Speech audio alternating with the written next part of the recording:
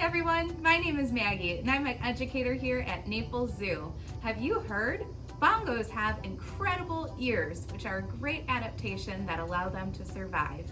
Today's activity, we are creating bongo ear headbands.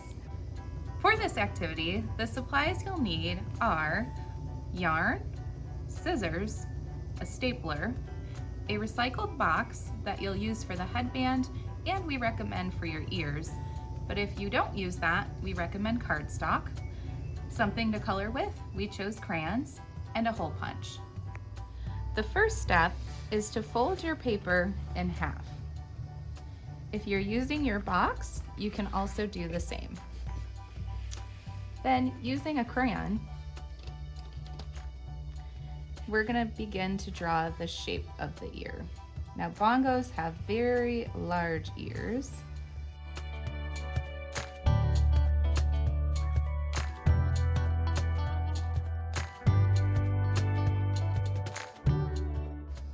Something like that.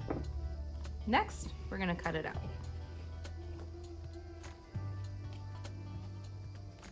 Now that you've cut out your ears, you can separate them and begin decorating.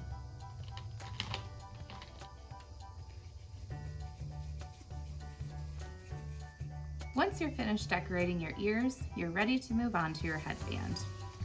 Set your ears aside and get your piece of recycled box. First step is to use your hole puncher and place one hole punch in either end of your strip. Next, take the yarn, measure it to size using the back of your head, and place through one end of your strip and tie off.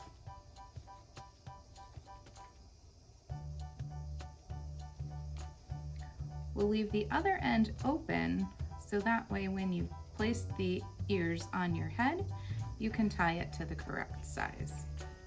Now we're going to attach our ears. Using the stapler, make sure that the edges of the staples face away from the head of the headband. Placing like so, go ahead and staple into place. Once you have stapled your ears in place, you're ready to try it on. Go ahead and take these, place them to your forehead, around the back, and tie on the other end. Now you're ready to play as a herd of bongo.